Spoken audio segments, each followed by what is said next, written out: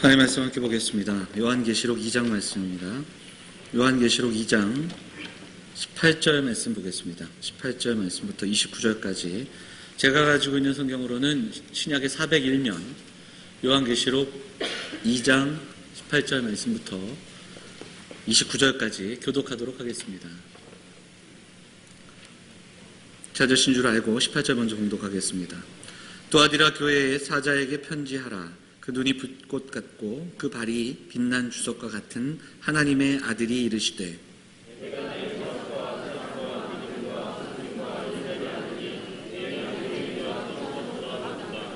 그러나 내게 책망할 일이 있노라. 자칭 선지자라 하는 여자 이세벨을 네가 용납함이니 그가 내 종들을 가르쳐 꾀어 행음하게 하고 우상의 제물을 먹게 하는도다.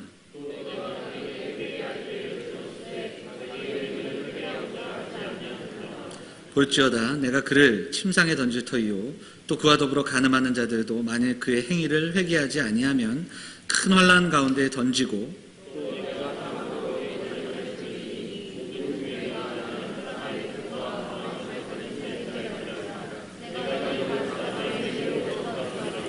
두아디라에 남아있어 이 교훈을 받지 아니하고 소위 사탄의 깊은 것으로 알지 못하는 너희에게 말하노니 다른 짐으로 너희에게 지울 것은 없노라. 이기는 자와 끝까지 내 일을 지키는 그에게 만국을 다스리는 권세를 주리니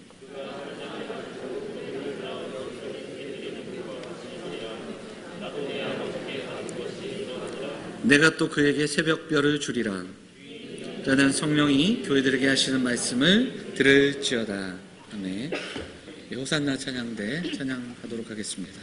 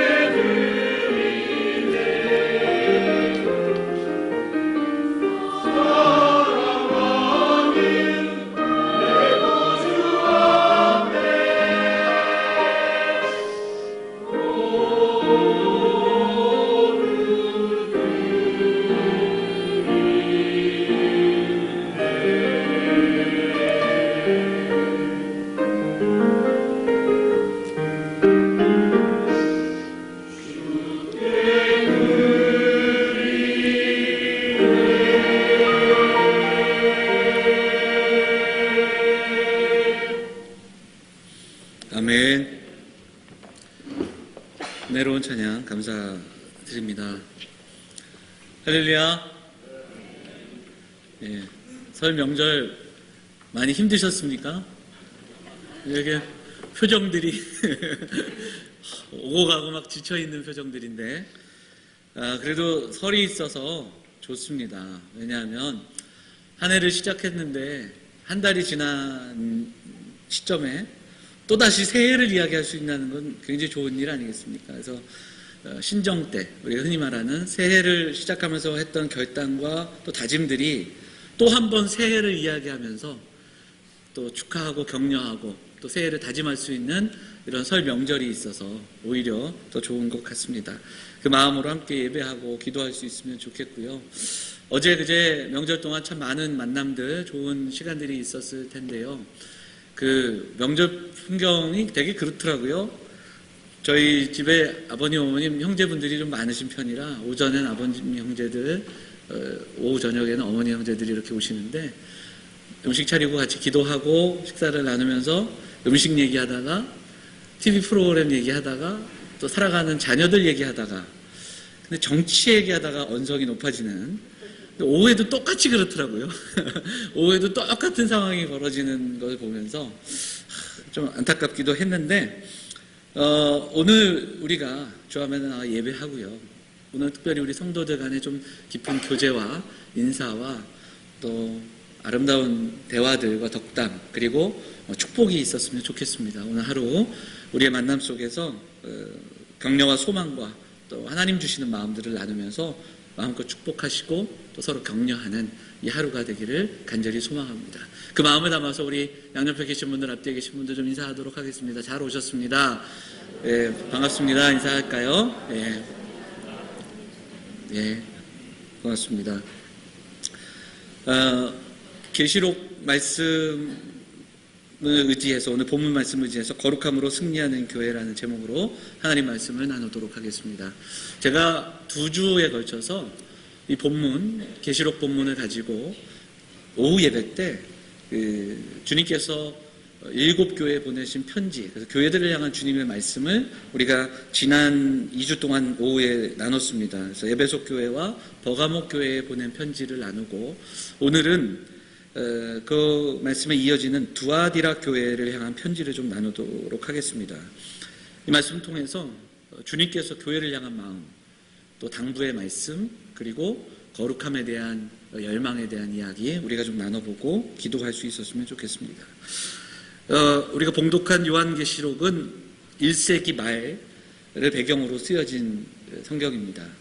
이 당시 시대적인 배경을 보면 내부적으로는 이단들 그리고 여러 가지 종말론들이 일어나기 시작했고 그리고 로마 황제 숭배 때문에로 인해 겪게 되는 그 환란이 있었습니다. 그래서 신앙을 지키다가 순교한 이야기들도 우리가 나누게 되는데 이런 때에 고난받는 성도들을 위해서 격려하며 또 위로하며 또 마지막 때를 바라보게 하시는 그 주님의 권면이 바로 요한계시록입니다.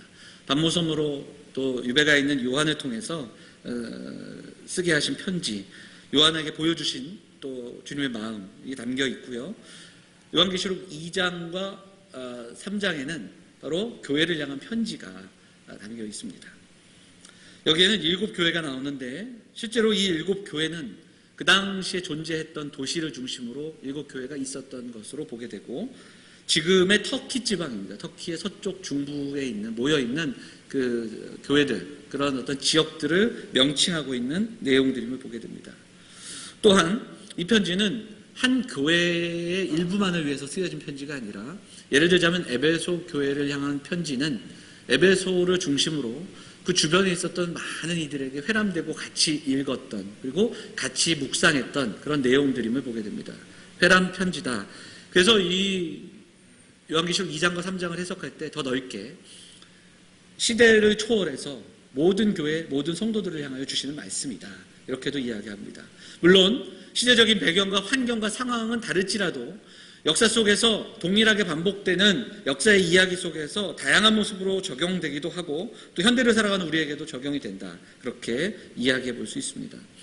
말씀마다 편지마다 마지막으로 쓰여진 그 구절이 있습니다. 귀 있는 자는 성령이 교회들에게 하시는 말씀을 들을지어다.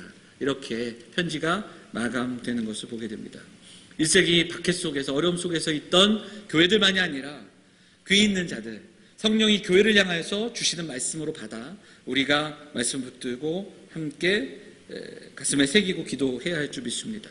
자, 오늘은 두아디라 교회의 사자에게 편지하라, 이렇게 시작이 되는 본문을 살펴보도록 하겠습니다. 두아디라, 이곳은, 이 도시는 상업적으로 아주 융성했던 도시로 기록이 되어 있습니다.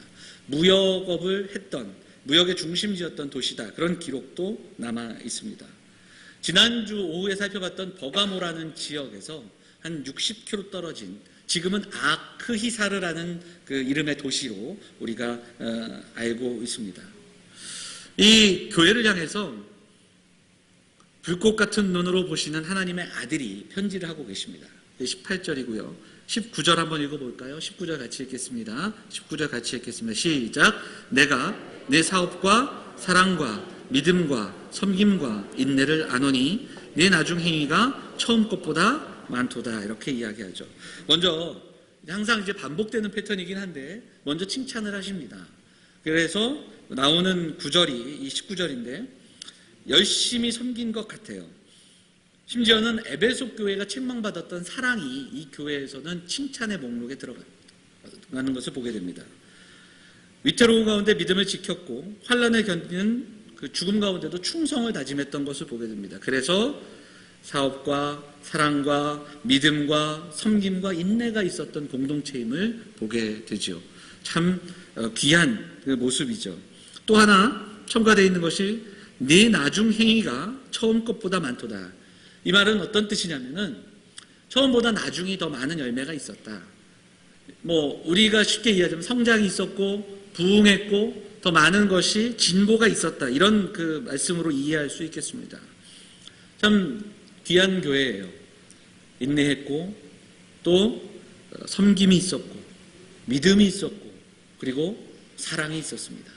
이보다 더할 수가 없습니다. 그리고 처음보다 점점 나중이 더 좋은 모습, 부흥하는 모습, 성장하는 모습입니다. 그런데 중요한 것은 에베소 교회도 마찬가지였지만 그런 칭찬이 이어지고 권면이 이어진 이후에 책망의 말씀이 이어지는데 오늘 두아디라 교회를 향한 책망을 보면 아주 자세하게 그리고 길게 그리고 좀 긴박하게 그리고 경로하는 그런 어떤 책망이 이어지는 것을 보게 됩니다. 20절 말씀만 읽어볼까요? 20절 말씀 같이 읽어보겠습니다. 20절 시작. 그러나 네게 책망할 일이 있노라. 자칭 선지자라는 여자 이세벨을 네가 용납함이니 그가 내 종들을 가르쳐 꾀어 행음하게 하고 우상의 재물을 먹게 하는도다. 이렇게 되어 있습니다. 자, 어떤 책망이 이어집니까? 자칭 선지자라 하는 여자 이세벨이 있었습니다. 근데 그 이세벨을 용납했다. 이렇게 책망을 받기 시작합니다. 여러분, 이세벨이 누구지요? 이세벨을 기억하십니까? 아합의 아내였습니다. 두로와 시돈이라는 지방에서 북이스라엘로 시집 올 때 온갖 우상들을 다 가져오고 바알과 아세라, 아스다롯이라는 그 여신을 섬기는 제사장들까지 같이 데려오면서 사마리아에 아스다롯을 섬기는 신전까지 세웠던 기록을 보게 됩니다. 열왕기에 아합에 대한 기사가 길었던 그 내용은 엘리야로 인함이지만 어쨌든 그 내용을 보면 수많은 우상들을 섬기고 또 영적으로 타락했던 그 기록들을 우리가 살펴보게 되지 않습니까? 그때 엘리야를 통해서 850명의 바알과 아세라의 제사장들과 또 갈멜산에서 전투를 하는 그런 내용들도 우리는 이미 알고 있었습니다. 이 여인은요 굉장히 영향력 있는 사람으로 추정이 됩니다. 여러 가지로 해석이 되는데 감독의 부인이었다. 무역업을 하는 도시였기 때문에 경제적으로 굉장히 부자였던 여인으로 또 미모를 가지고 있고 또 많은 지식을 갖고 있었던 아주 큰 영향력을 행사했던 사람이다. 이렇게 해석을 하고 추측을 합니다. 그가 뭘 했는가? 잘못된 가르침을 가르쳤습니다. 우상을 숭배하게 했습니다. 행음하게 했고 우상의 재물을 먹게 했다. 음란함을 조장했다. 그 우상 숭배와 음란함이 항상 떨어지지 않습니다. 같이 가는, 그래서 비유의 표현이기도 하지만 실제적인 우상을 숭배하게 될 때 음란함을 접할 수밖에 없던 그런 상황들이 배경이 된다는 것도 보게 됩니다. 조금만 더 설명을 하자면 그냥 우상을 숭배한 것이 아니라 우상을 숭배할 수밖에 없던 그 상황적인 배경이 조금 있습니다. 그 당시 그 기록들을 찾아보면 소아시아에 있던 몇몇 지방들의 그 경제적인 활동들이 있었는데 조합을 통해서 무역과 경제가 운영이 됐습니다. 그러니까 조합에 들어가야만 경제 생활을 영위할 수가 있었습니다. 물건을 사고 팔고 또 물건을 수입하고 수출하는 이 모든 일 속에서 경제적인 일들은 그냥 개인이 하는 것이 아니라 조합이 형성되었고 그 조합에 가입을 해야 됐다. 그런 기록들을 찾아보게 됩니다. 그런데 그 조합에 들어가게 되려면 로마의 문화와 로마가 가지고 있던 신들을 섬기는 그 문화에 숭배하는 그런 모습으로 나아갈 수밖에 없다라는 겁니다. 그래서 이 로마 황제 숭배를 거부하거나 우상 숭배를 거부하게 되면 이 조합 활동을 하지 못하게 되고 이 조합 활동을 하지 못하면 결과적으로 경제적인 어려움들을 겪게 되는 그런 이야기들이 그 당시의 어떤 사회적인 배경인 것을 보게 됩니다. 2장 9절에서 우리가 서머나 교회 이야기를 예전에 할 때 제가 12월 달에 서머나 교회 말씀을 드릴 때 그들이 환난과 궁핍에 처했다. 그것의 배경이 바로 이런 겁니다. 조합에 들어가지 못하니까 무역이나 이 경제적인 활동에서 제약을 받습니다. 그러니까 궁핍할 수밖에 없는 거예요. 어려움이 있는 겁니다. 사실 그 당시 초대교회에 대두됐던 문제는 우상 숭배만이 아니라 우상 숭배를 거부함으로 겪게 되는 삶의 그리고 경제적인 그 여러 가지 어려움과 상황들이 있었다라는 겁니다. 그럼 어떻게 해야 됩니까?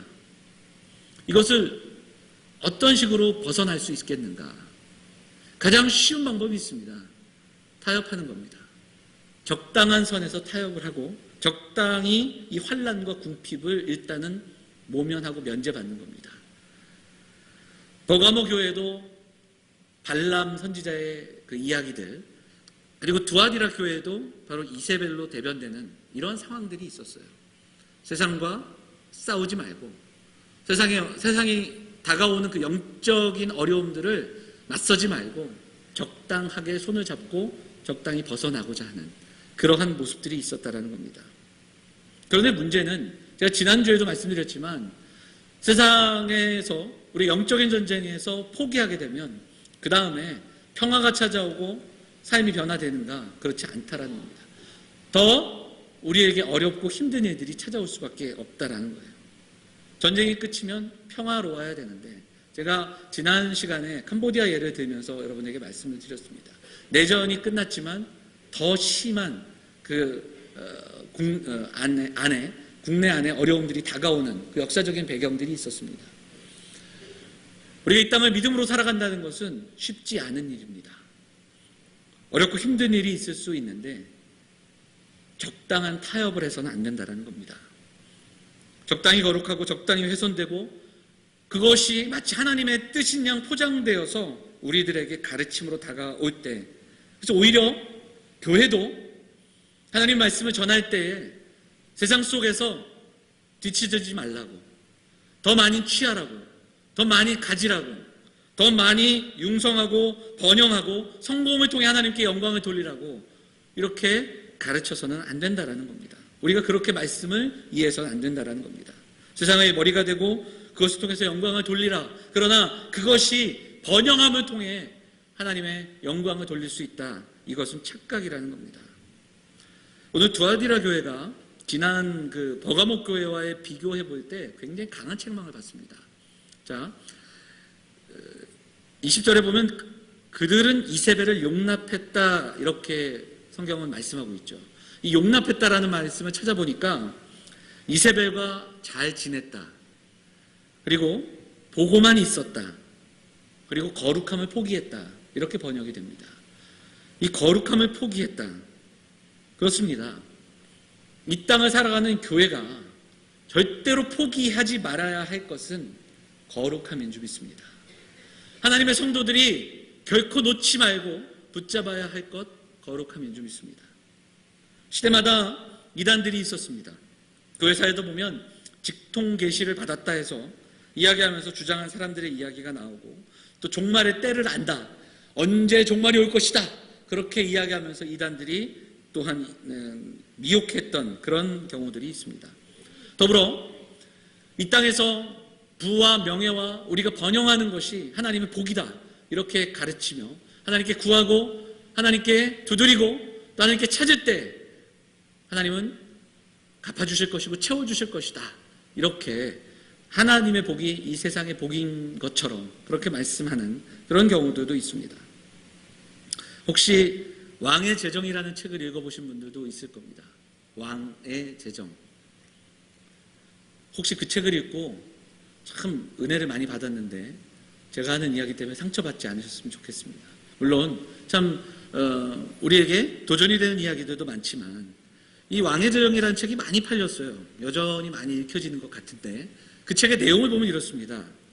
이 책의 내용에 반복되는 그 핵심은 많이 바치면 채워주시고 헌금하면 하나님이 몇 배로 갚아주신다. 이 이야기가 계속해서 반복이 된다는 거예요. 그것이 하나님의 뜻이다. 쉬운 예로 이 저자가 선교사님한테 이제 헌금한 얘기가 나와요. 예전에 티코를 사려고 돈을 모았답니다. 그래서 부푼 마음으로 티코를 사려고 하는데 하나님이 티코 사지 말고 누구누구 선교사에게 송금해라. 이렇게 음성을 들려주셨대요. 그래서 그냥 아쉽지만 선교사님한테 헌금을 했답니다. 근데 얼마 후에 친구가 그랜저를 가지고 왔대요. 그래서 티코를 헌금했더니 그랜저가 왔다. 그러면서 그리고 좀 더 읽어보면 그 그랜저가 나중에 벤츠로 바뀐 이야기도 있어요. 보면서 참 많은 생각을 했습니다. 여러분 우리가 신앙생활하는 건 투자가 아닙니다. 믿음이 적금 붓듯이 주식을 사듯이 부으면 30배, 60배, 100배 그 이자를 우리에게 주시는 게 아니라는 거예요. 바벨탑에 갇힌 복음이라는 책이 있습니다. 정반대의 내용이에요. 바로 이런 내용들을 비판하는 거죠. 번영신학. 그래서 믿음이 성공과 번영을 위한 주문이 아니라는 것을 분명하게 말씀합니다. 심지어 이 번영신학이라는 것이 미국에서부터 이제 좀 더 강조되고 시작이 되는데 헌금을 씨앗으로 비유하면서 씨앗을 잘 심으면 물질의 축복을 받는다. 그렇게 이야기합니다. 교회도 성장하고 부흥해야지 하나님께 영광 돌리고 더 많은 일들을 해야 귀한 교회다. 이렇게 가르친다는 겁니다. 그러면서 그 책에서는 이렇게 이야기합니다. 마무리하면서 부흥은 열망하지만 부흥의 열망은 가득하지만 거룩의 열망이 사라진 세대, 거룩의 열망이 사라진 교회들을 이야기하고 있다는 겁니다. 사랑하는 여러분, 오늘 두아디라 교회를 향하여 주시는 책망의 말씀, 거룩을 포기하고 거룩에 대한 열망이 아니라 세상을 향한 열망으로 가득한 그 교회를 향한 책망이 어찌 보면 이 시대를 살아가는 이 시대의 교회들 그리고 우리들의 모습 속에 남아있는 그러한 열망이 아닌가 좀 돌아보면서 우리가 오늘 이 시간에 함께 기도할 수 있기를 소망합니다. 여러분, 우리는 거룩함을 포기해서는 안 됩니다. 성도는 거룩함을 갈망해야 됩니다. 하나님께서 이스라엘 백성들에게 내가 거룩하니 너희도 거룩하라 말씀하셨습니다. 내 백성 삼으시고 거룩한 나의 백성으로 제사장으로 삼으시겠다고 그렇게 말씀하셨습니다. 하나님은 그 아들을 내어주심으로 십자가를 통해 우리를 거룩하게 하셨습니다. 거룩함으로 덮어주셨습니다. 욕망의 방향을 바로잡아 세상을 향한 욕망이, 세상을 향한 갈망이 하나님을 향한 갈망으로 바뀌어야 하는 줄 믿습니다. 이것이 바로 거룩함을 향한 갈망입니다. 죄의 유혹을 극복하고 죄와 싸우고 죄를 죽이고 은혜가 살아가는 인생으로 나아가는 것, 바로 그것이 거룩함인 줄 믿습니다. 거룩한 분별함으로 하나님의 뜻을 쫓아 나아가는 것, 그것이 바로 우리에게 주신 삶의 모습인 줄 믿습니다. 사랑하는 여러분, 오늘 두아디라 교회를 향하여 주시는 말씀, 거룩함을 포기한 교회의 모습 속에서 사역도 있고 믿음도 있고 인내도 있고 사랑도 있는 것 같은데 하나님께서 말씀하시는 그 거룩함을 잃었던 세대, 우리가 다시 한번 묵상하면서 오늘 이 아침에 우리의 모습 내려놓고 함께 말씀 붙들고 기도할 수 있는 사랑하는 영혼의 성도들 다 되시기를 간절히 간절히 소망합니다. 말씀을 좀 정리하면서 한 두 가지 정도로 우리가 적용하고 기도했으면 좋겠습니다. 첫째는 우리 사랑하는 영혼의 성도들이 거룩함을 회복하는 교회를 꿈꾸기를 원합니다. 사랑하는 성도들이 거룩함을 갈망하는 성도들 되시기를 간절히 원합니다. 조금 전에도 말씀드렸지만 거룩함은 세상을 향한 갈망이 아니라 하나님을 향한 갈망으로 나아가는 겁니다. 죄를 피하지 않고 죄와 싸우며 더 나아가서 죄를 죽이고 은혜가 사는 인생으로 나아가는 겁니다. 칼빈은 우리에게 이런 이야기를 들려줍니다. 입술로 신앙을 고백했다 할지라도, 입술로 신앙을 고백한 그리스도인이라 할지라도 죄를 죽이고 은혜를 살리는 변화가 없다면 위선의 삶을 사는 것이다. 이렇게 이야기합니다. 자, 죄를 죽이고 은혜를 살리는 삶의 변화가 있어야 한다. 그렇게 말씀합니다. 성경을 한번 찾아보도록 하겠습니다. 골로새서 3장입니다. 골로새서 3장 말씀 한번 볼까요? 골로새서 3장 5절 같이 읽어보도록 하겠습니다. 시작. 그러므로 땅에 있는 지체를 죽이라. 곧 음란과 부정과 사욕과 악한 정욕과 탐심이니 탐심은 우상 숭배니라. 이것들로 말미암아 하나님의 진노가 임하느니라. 그렇습니다. 여기서 보면 땅에 있는 지체를 죽이라 이렇게 이야기하죠. 이 죽이라는 단어는 단호하고 강력한 의미로 버려라, 그리고 쓸어버려라, 단절시켜라 이렇게 나와 있는 단어입니다. 로마서 8장에도 보면 육신대로 살면 죽을 것이로되 이렇게 기록하면서 영으로 몸의 행실을 죽이면 살 것이다 이렇게 이야기합니다. 제가 지난주에 영적 전쟁에 대한 이야기를 들려주면서 이 전쟁을 피하지 말고 믿음으로 인해 겪는 어려움들 앞에 당당하게 나설 것을 말씀을 드렸습니다. 근데 우리가 영적 전쟁이라 하면 조금은 잘못된 이해가 있습니다. 다른 종교의 사람들과의 다툼, 그리고 우리 예수를 믿지 않는 사람들과의 어떤 충돌, 이런 것만이 영적 전쟁이 아닙니다. 제사 드리는 친척들과의 어떤 부딪힘, 이런 것만이 영적 전쟁이 아닙니다. 그래서 보면 영적 전쟁 이런 이야기를 하면서 예전에 봉훈산가 그 절에 가서 땅을 밟고 절 주위를 돌면서 캄보디아에 있는 앙코르와트 가갖고 그 앙코르와트 앞에서 울며 기도하고, 그리고 불상을 때려부시고, 이런 것만이 영적 전쟁이 아니라는 거예요. 오히려 성경이 지금 우리가 읽었던 골로새서와 로마서에서의 이야기하는 영적 전쟁의 출발지는 우리의 마음입니다. 우리에 있는, 안에 있는 탐심과 우상 숭배, 그리고 정욕과, 그리고 우리 안에 담겨있는 세상을 향한 갈망을 오히려 영적 전쟁의 출발지로 이야기하고 있다는 겁니다. 번영과 성공을 흠모하는 마음, 세상에서 성공을 잡기 위해 적당히 손 내밀어 타협하는 모습들, 이런 것을 영적 전쟁이라고 이야기하고 있다는 겁니다. 오히려 하나님 아버지께서 날마다 채워주심과 일용함으로 붙잡아 주심을 믿고 오늘도 일상 속에서 세상과 육신을 향한 갈망이 아니라 하나님을 향한 갈망으로 변화되기를 소망하면서 그렇게 한 걸음 한 걸음 나아가는 것, 그것이 진정한 거룩함이다, 우리에게 말씀하고 있다는 겁니다. 하나님을 향한 갈망으로 우리가 한 걸음 더 나아가 올 한 해 그 거룩함을 향한 갈망으로, 그 믿음의 싸움으로 한 걸음 더 나아가서 우리에게 주신 삶을 거룩한 삶으로 살아내기를 힘쓰는 사랑하는 영험의 성도들 되시기를 주님의 이름으로 축원을 드립니다. 두 번째로, 이 거룩함이라는 것이 과연 무엇인가? 이 거룩함은 신앙생활을 하면서 우리의 삶이 조금 더 변화되고, 삶이 도덕적으로 변화되고, 착한 삶을 살아가고, 세상 속에서 그래서 인정받고, 이런 것이 거룩함이 아니라는 것을 우리가 깨달아야 합니다. 거룩함은 도덕적인 개선을 넘어서서 구원의 은혜, 구원의 감격을 회복하는 것입니다. 하나님의 형상의 회복됨을 기억하면서 구원의 감격으로 십자가 앞으로 나아가는 사랑하는 성도들 되시기를 간절히 소망합니다. 그 오늘 본문에 보면 23절, 24절이 대조가 되면서 하나님께서 진노하시다가 그 무리 가운데, 그 진노 가운데 두아디라 교회에 남아 있으므로 교훈을 받지 않는 사람들이 있음을 아시고 이렇게 말씀하시는 것을 보게 됩니다. 25절을 볼까요? 25절 같이 읽겠습니다. 시작. 다만 너희에게 있는 것을 내가 올 때까지 굳게 잡으라, 이렇게 말씀하고 계셔요. 이것이 무엇일까에 대한 해석들은 여러 가지지만 그들에게 있는 것은 가장 먼저 복음입니다. 진리의 말씀을 굳게 잡으라, 이렇게 해석하게 됩니다. 그리고 그 복음은 예수 그리스도십니다. 또한 28절에 보면 이기는 그에게 내가 새벽별을 주리라.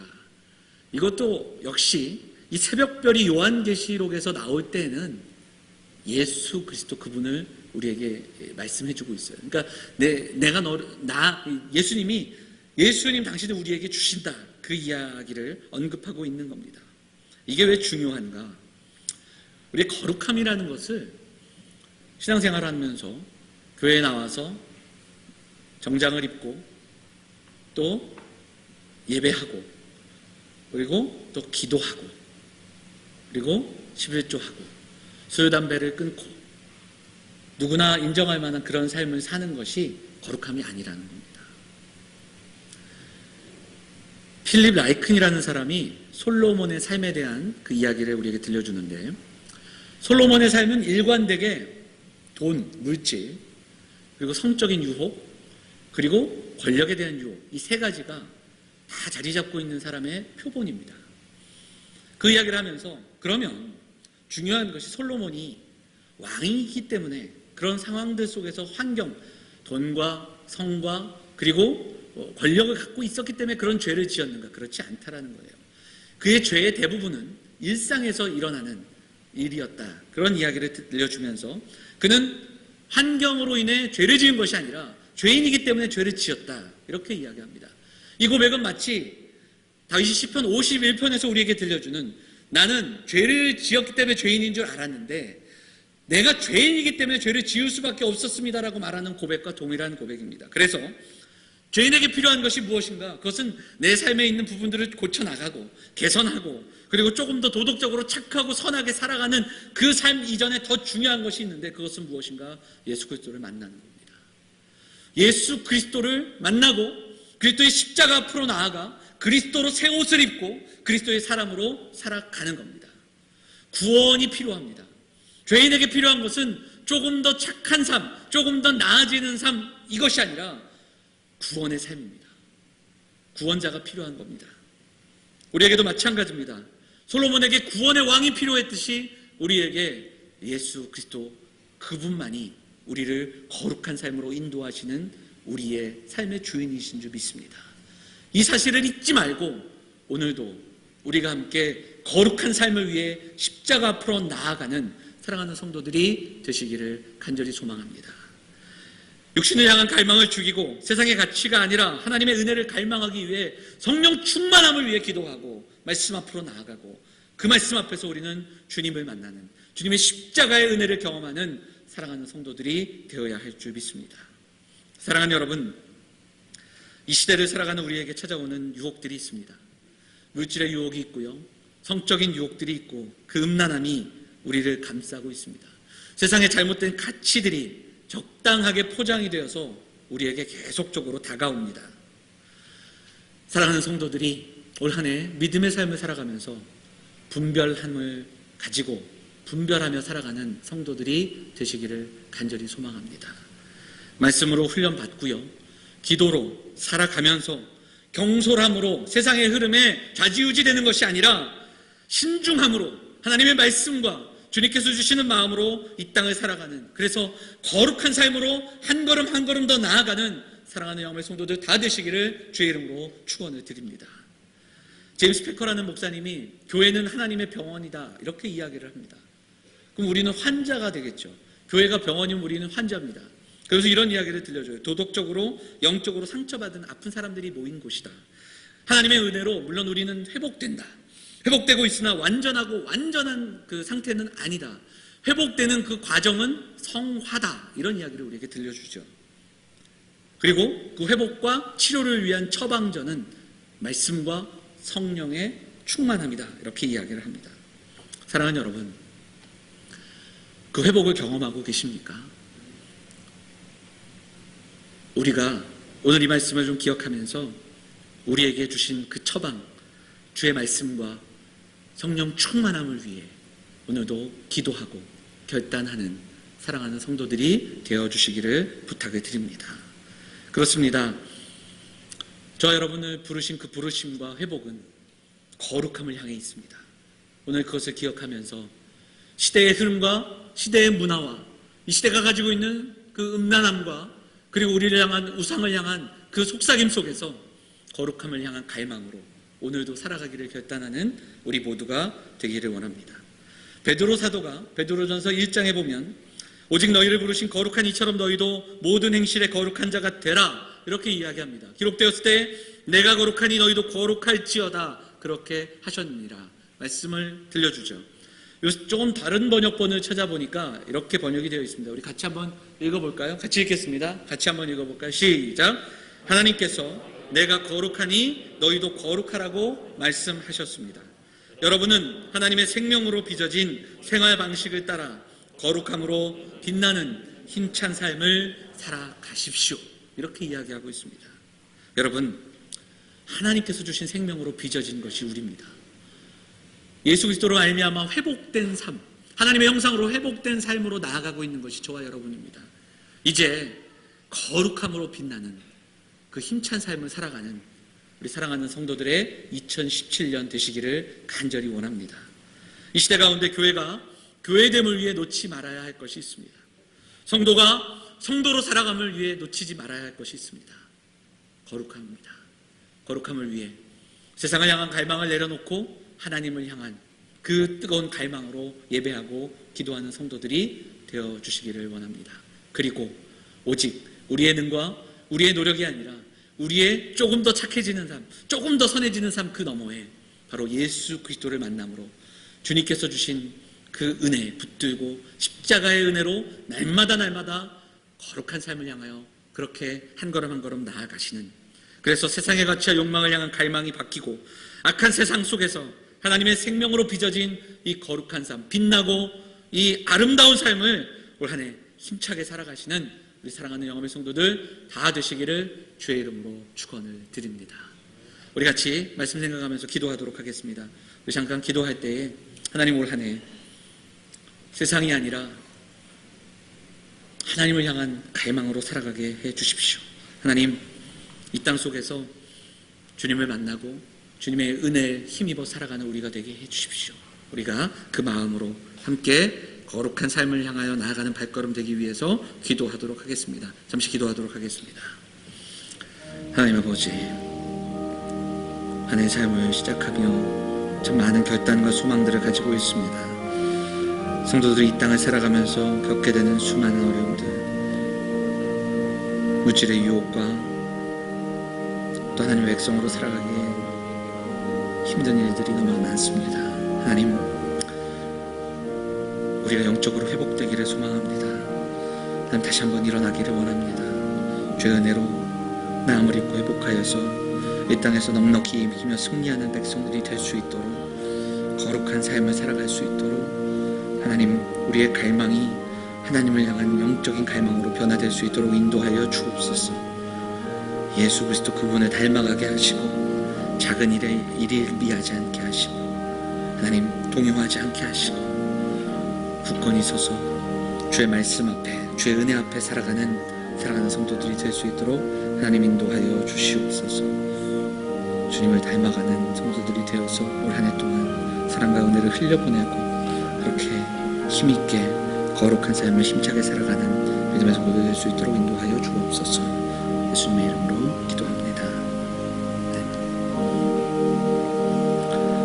사랑과 은혜가 풍성하신 하나님 아버지, 오늘 우리의 발걸음을 인도하여 주시고 하나님께 예배하며 말씀 앞으로 나아가게 하시니 감사를 드립니다.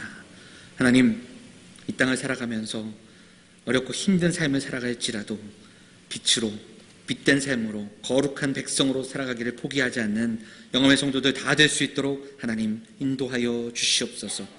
매일매일의 삶이 주의 은혜임을 고백합니다. 오늘도 구원의 기쁨과 감격으로 살아가게 하시고 예수 그리스도를 바라보며 십자가를 바라보며 그 은혜에 힘입어 살아가는 믿음의 성도들이 될 수 있도록 하나님 인도하여 주시옵소서. 이 세상 속에서 소망을 전하고 소망의 메시지들을 전하고 은혜를 흘려보낼 수 있는 발걸음 되게 하셔서 명절 기간 만나는 많은 만남 속에서 하나님의 은혜의 향기를 전할 수 있는 믿음의 발걸음들 그 귀한 만남들이 될 수 있도록 하나님 인도하여 주시옵소서. 오늘도 주 앞에 나와 기도하며 하나님께 간구하는 제목 위에 하나님 회복과 은혜를 허락하여 주시고, 특별히 육신의 연약한 자들을 고쳐주시고, 우리 가정의 문제와 또 멀리 가 있는 성도들, 또 먼 길을 오가는 우리 성도들 발걸음을 인도하여 주시옵소서. 오늘도 하나님 앞에 나와 예배하며 물질로 또 우리의 삶을 들여 하나님께 헌신하고자 하는 성도들 붙잡아 주셔서 우리의 삶이 온전히 쓰임받는 인생들, 하나님 나라의 귀한 인생들로 그렇게 살아가는 사명자들이 다 될 수 있도록 하나님 인도하여 주옵소서. 오늘도 함께 하신 하나님 감사하고, 한 주간의 삶 속에서 날마다 거룩한 삶을 위한 믿음의 분투를 놓치지 않는 사랑하는 성도들이 될 수 있도록 날마다 동행하여 주시옵소서. 이 모든 말씀 우리를 권하신 예수 그리스도의 이름으로 감사하며 기도하옵나이다. 아멘.